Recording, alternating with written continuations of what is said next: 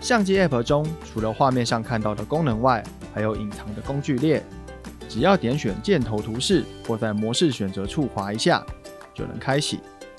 在这你可以选择计时器，用数值来调整曝光值，选择拍摄比例，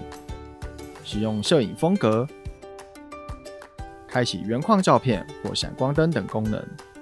如果你正在以夜间模式拍摄照片，还能在这延长拍摄时间哦。